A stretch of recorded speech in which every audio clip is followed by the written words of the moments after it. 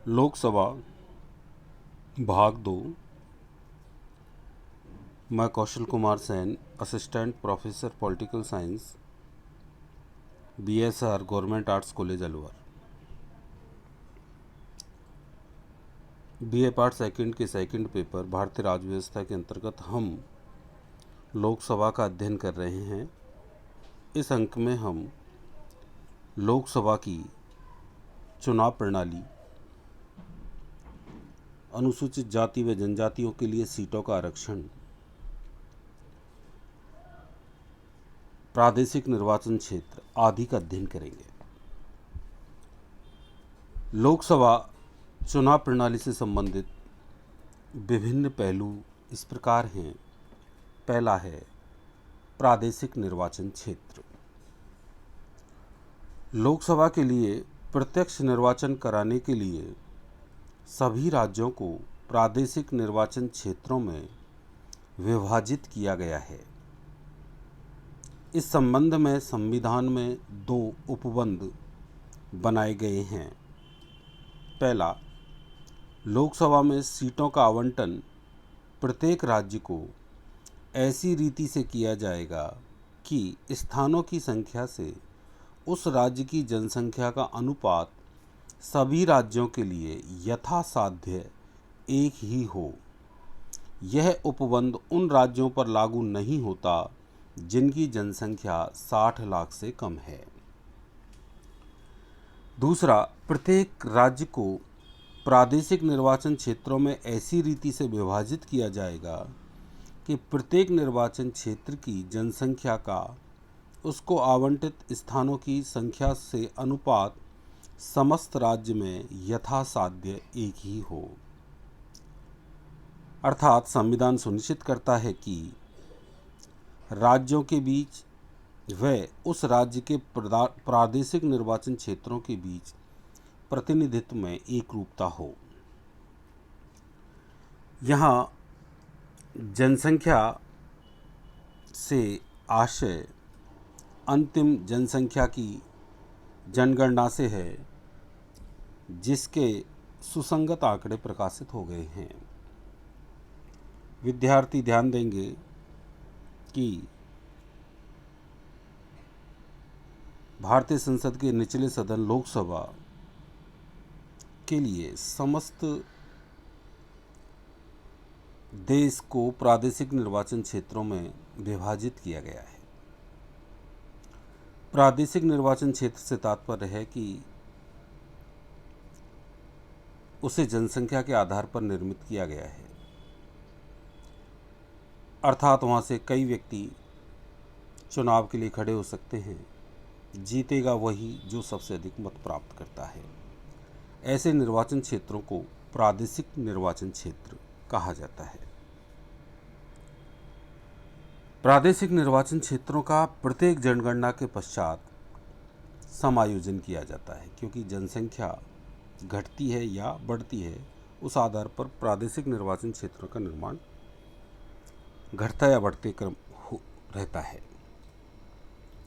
संसद को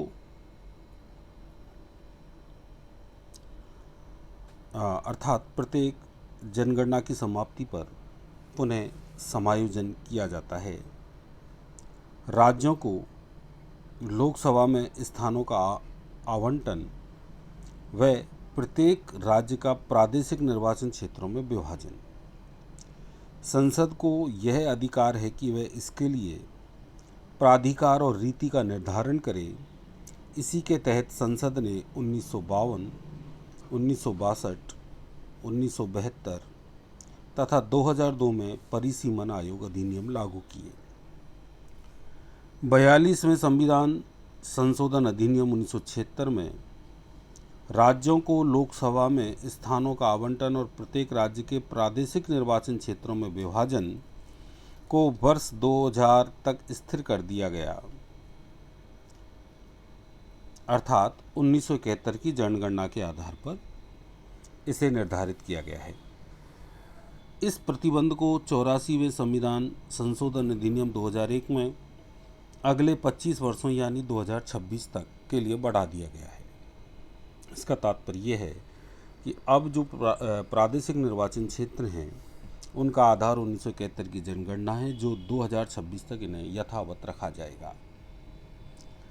84वें संविधान संशोधन अधिनियम 2001 में सरकार को यह शक्ति दी गई है कि वह 1991 की जनगणना की जनसंख्या के आधार पर राज्य के प्रादेशिक निर्वाचन क्षेत्रों का पुनः समायोजन एवं संयुक्तिकरण कर सकती है।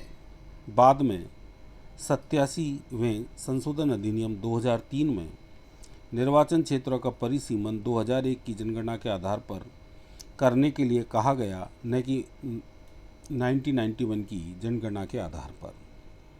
हालांकि इस तरह के बदलाव राज्यों को लोकसभा में स्थानों के आवंटन की संख्या को बिना बदले किए जाते हैं। अब है अनुसूचित जाति व जनजातियों के लिए सीटों का आरक्षण।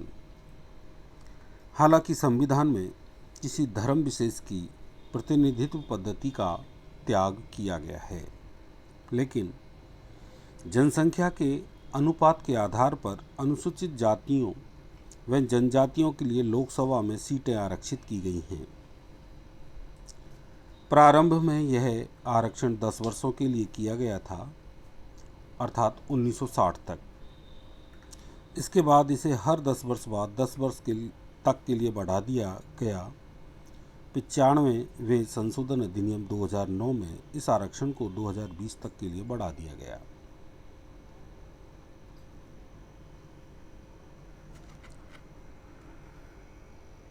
अब है first past the post system.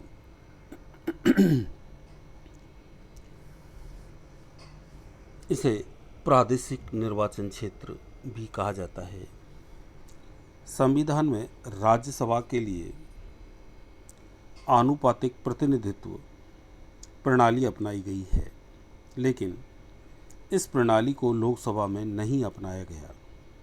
इसकी जगह प्रादेशिक प्रतिनिधित्व प्रणाली अर्थात first past the post system के जरिए लोकसभा के सदस्यों को निर्वाचित करने को आधार बनाया गया।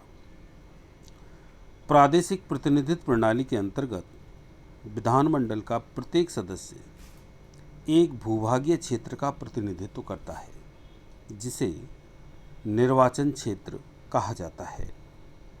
प्रत्येक निर्वाचन क्षेत्र से एक प्रतिनिधि निर्वाचित होता है, अतः ऐसे निर्वाचन क्षेत्र को एकल सदस्य निर्वाचन क्षेत्र कहते हैं। इस पद्धति के तहत जिस प्रत्याशी को अधिक मत प्राप्त होते हैं उसे विजयी घोषित किया जाता है। प्रतिनिधित्व की सामान्य बहुमत पद्धति का यह प्रतिनिधित्व पूरी चुनाव प्रक्रिया का प्रतिनिधित्व नहीं करता। दूसरे शब्दों में कहा जा सकता है कि यह अल्पसंख्यकों के प्रतिनिधित्व को सुरक्षित नहीं करता। First past the post system में जो सबसे अधिक मत प्राप्त करता है वह प्रत्याशी विजयी होता है, अर्थात इसमें इस प्रणाली का जो दोष है इसमें यही है कि जो सबसे अधिक मत प्राप्त करता है वह जीतता है। अतः इस प्रणाली के तहत जो अल्पसंख्यक हैं उनका सही प्रतिनिधित्व लोकसभा में नहीं हो सकता। इसलिए राज्यसभा की प्रतिनिधित्व प्रणाली को आनुपातिक रखा गया है, जहां सभी वोटों का प्रयोग होता है और अल्पसंख्यकों को भी अपना प्रतिनिधित्व प्राप्त होता है।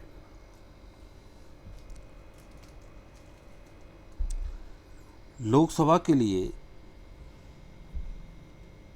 आनुपातिक प्रतिनिधित्व प्रणाली को नहीं अपनाया गया है।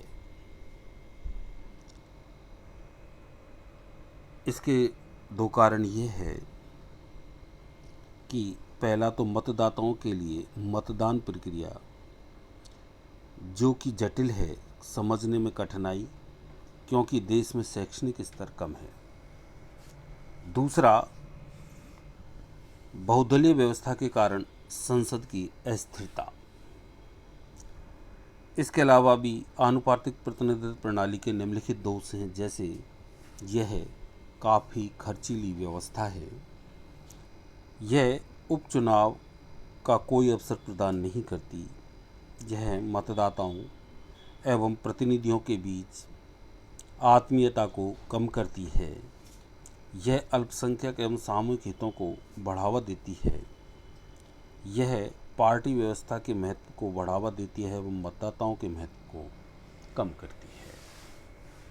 कुल मिला के आनुपातिक प्रतिनिधित्व प्रणाली समझने में कठिन है, क्योंकि इसमें मतदाता द्वारा अपनी पसंदगी का क्रम प्रत्येक उम्मीदवार को दिया जाता है, जो समझने में काफ़ी कठिन है।